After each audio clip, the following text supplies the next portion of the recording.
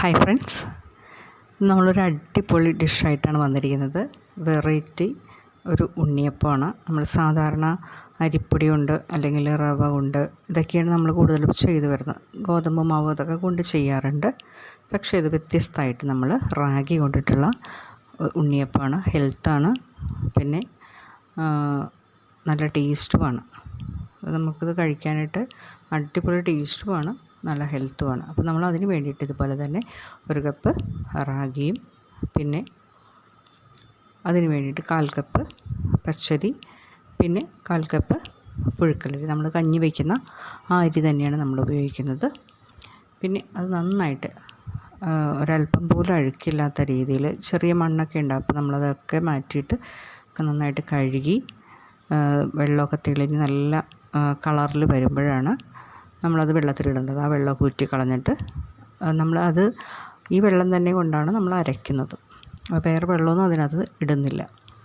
ഇതുപോലെ തെളിഞ്ഞ് നമുക്കത് ഇട്ടിരിക്കുന്നത് റാഗിയൊക്കെ കാണാൻ പറ്റും. പിന്നെ വേണ്ടത് അതവിടെ കുതിരട്ടെ. പിന്നെ നമുക്ക് ഇതൊക്കെ അരച്ചെടുക്കാൻ വേണ്ടത്, ഞാനിവിടെ ഏത്തപ്പഴമാണ് ഉപയോഗിക്കുന്നത്.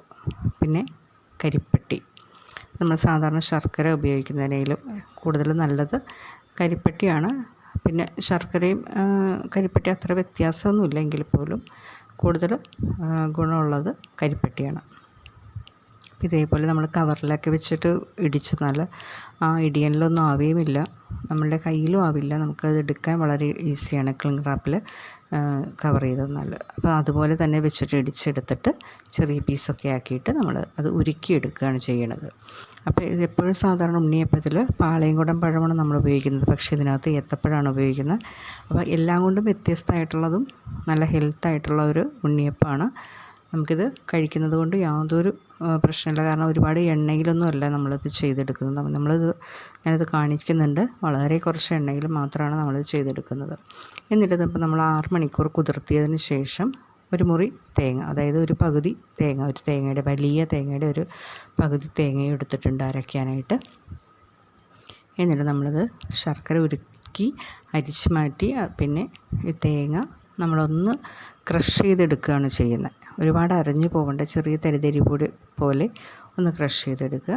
പിന്നെ നമ്മളുടെ റാഗിയും അരിയൊക്കെ നന്നായിട്ട് കുതിർത്തി ഇതേപോലെ നല്ലൊരു പേസ്റ്റ് രൂപത്തിൽ നമ്മൾ അരച്ചെടുക്കണം.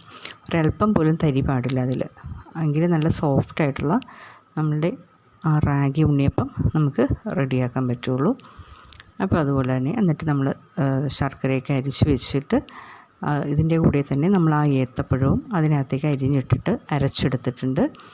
പിന്നെ ഒരുപാട് അത് അരയ്ക്കേണ്ട, അത് ഞാൻ തേങ്ങയുടെ ഒന്ന് ക്രഷ്, അത് വീഡിയോയിൽ നിന്ന് സ്കിപ്പായതാണ്. ഞാൻ ആ തേങ്ങ ഒന്ന് ക്രഷ് ചെയ്തെടുത്തിട്ട് അതിൻ്റെ ഒപ്പം തന്നെ ഒന്നിട്ട് ക്രഷ് ചെയ്തെടുക്കുകയാണ് ചെയ്തത്. എന്നാൽ ഒരുപാട് അങ്ങോട്ട് അരഞ്ഞിട്ടില്ല,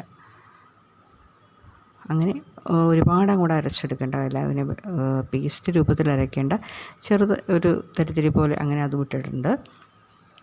പിന്നെ വേണ്ടത് ശർക്കര നീര്, പിന്നെ അരിപ്പൊടി. അത് നമ്മൾ നന്നായിട്ട് വറുത്ത അരിപ്പൊടി തന്നെയാണ് നമ്മൾ പുട്ടിനൊക്കെ ഉപയോഗിക്കുന്ന നൈസായിട്ടുള്ള അരിപ്പൊടി. പത്തിരിയൊക്കെ നമ്മൾ എടുക്കുന്ന ആ ഒരു അരിപ്പൊടിയാണ് നമ്മൾ ഉപയോഗിക്കുന്നത്. അത് നമ്മളെടുത്തിട്ട് അതൊരു അരക്കപ്പോളം നമ്മൾ ആ പൊടിയും നമ്മൾ ചേർത്തിട്ട് ശർക്കരപ്പാനി, അത് നമ്മൾ മധുരം അനുസരിച്ച് നമ്മൾ ഇട്ട് കൊടുക്കുക, ആവശ്യാനുസരണം. അത് എത്ര വേണമെന്നുള്ളത് നമ്മൾ നോക്കിയാൽ, ഇപ്പോൾ ഞാനൊരു കരിപ്പട്ടിയുടെ ഒരു 1/2 കിലോയുടെ അത്രയും തന്നെ ഫുള്ളായിട്ട് ഞാൻ ഇതിനകത്തിട്ട് ഉരുക്കിയെടുത്തിട്ടുണ്ട്. എന്നിട്ട് ഇതെല്ലാം മിക്സ് ചെയ്തതിന് ശേഷം പിന്നെ നമ്മൾ കാണുന്ന പോലെ ജീരകം, ചെറിയ ജീരകം അതൊരു ടീസ്പൂണും, പിന്നെ ഏലക്ക അത് 4-5 എണ്ണം, ഇതൊന്ന് ചട്ടിയിലിട്ട് ചൂടാക്കിയതിന് ശേഷം നന്നായിട്ട് പൊടിച്ചെടുക്കുക. എന്നിട്ട് നമ്മൾ ഉണ്ടാക്കുന്നതിന് കുറച്ച് മുമ്പ് അതിനകത്തേക്ക് ഇട്ട് മിക്സ് ചെയ്തെടുക്കുക നന്നായിട്ട്. അപ്പോൾ സ്മെല്ലൊന്നും പോവാതെ നമുക്ക് അതിൻ്റെ ടേസ്റ്റ് മുഴുവനും നമ്മുടെ ആ ഒരു ഉണ്ണിയപ്പത്തിൽ കിട്ടുകയും ചെയ്യും.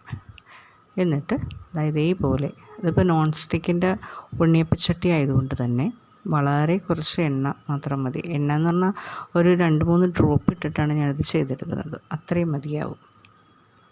എന്നിട്ട് ലോ ഫ്ലെയിമിലിട്ടിട്ട് നമ്മൾ ഇതേപോലെ മൂടി വെച്ചിട്ടുണ്ടായിരുന്നു ഞാൻ.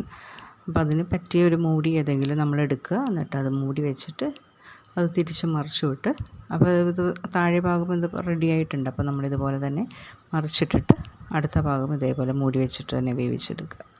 അപ്പോൾ നല്ല ഹെൽത്തായിട്ടുള്ള നമ്മളുടെ റാഗി ഉണ്ണിയപ്പം റെഡി ആയിട്ടുണ്ട്. നല്ല ഭംഗിയല്ലേ കാണാനായിട്ട്.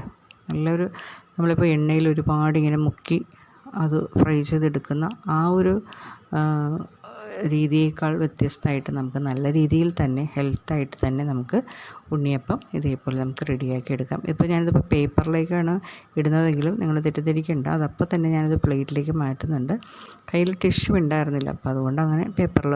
അപ്പോൾ ആ ഒരു എണ്ണയൊക്കെ പെട്ടെന്ന് അങ്ങോട്ട് പിടിച്ചിട്ടുള്ള എണ്ണ പെട്ടെന്ന് പിടിച്ച്, ഒരുപാട് എണ്ണ ഇല്ലെങ്കിൽ പോലും നമുക്ക് ആ എണ്ണ ഒന്ന് പെട്ടെന്ന് ആ പേപ്പറിലൊന്ന് പിടിച്ചെടുക്കും. അപ്പോൾ അത്രയും ഉണ്ടാവില്ല. ടിഷ്യൂ ഉണ്ടെങ്കിൽ അതായിരിക്കും നല്ലത്. നമുക്ക് ഒരുപാട് എണ്ണ നമ്മുടെ ആ ഉണ്ണിയപ്പത്തിൽ ഉണ്ടാവില്ല. അപ്പോൾ ഇതേപോലെ ഞാൻ മൂടി വെച്ചിട്ടാണ് അത് വേവിച്ചെടുക്കുന്നത്. അപ്പോൾ ഇത്രയും ഒരു അളവിലെടുത്തിട്ട് ഒരുപാട് ഉണ്ണിയപ്പം ഉണ്ടായിരുന്നു. ഒരു 50-ന് മേലെയുള്ള ഉണ്ണിയപ്പം ഉണ്ടായിരുന്നു. ഇത്രയും ചെയ്തെടുത്തപ്പോൾ ഈ ഒരു വലുപ്പത്തിലും ഈ ഒരു അളവിലും നമ്മളെടുക്കുമ്പോൾ ഒരു 50 ഉണ്ണിയപ്പത്തോളം ഉണ്ടായിരുന്നു. നല്ല ടേസ്റ്റുമാണ്. ഒരുപാട് വലുപ്പത്തിൽ നമ്മൾ ഉണ്ടാക്കിയെന്നാൽ അതിൻ്റെ ഉള്ളിൽ വേവാൻ ചാൻസ് ഉണ്ടാവില്ല. അപ്പോൾ അതുകൊണ്ട് തന്നെ ഒരുപാട് വലുപ്പം വേണ്ട, ഈ ഒരു സൈസിൽ അടിപൊളിയല്ലേ കാണാൻ. അപ്പോൾ എല്ലാവർക്കും ഈ വീഡിയോ ഇഷ്ടമായെന്ന് കരുതുന്നു. നല്ല സോഫ്റ്റാണ്, ചൂടുമാണ്, അപ്പോൾ അത് നമുക്ക് എടുക്കാൻ ബുദ്ധിമുട്ടാണ്. നല്ല സോഫ്റ്റായിരുന്നു, നല്ല ടേസ്റ്റുമായിരുന്നു, നല്ല ഹെൽത്തുമാണത്. അപ്പോൾ കുട്ടികൾക്കൊക്കെ ഒരുപാട് ഇഷ്ടവും, കുട്ടികൾക്ക് മാത്രമല്ല വലിയ ആൾക്കാർക്ക് ഒരുപാട് ഇഷ്ടപ്പെടും. എല്ലാവരും ഇത് ട്രൈ ചെയ്ത് നോക്കുക. എന്നിട്ട് ഇതിൻ്റെ ഫീഡ്ബാക്ക് ഒന്ന് കമൻറ്റ് ബോക്സിൽ അറിയിക്കണേ. അപ്പോൾ ഇത്രയേ ഉള്ളൂ. Thanks for watching.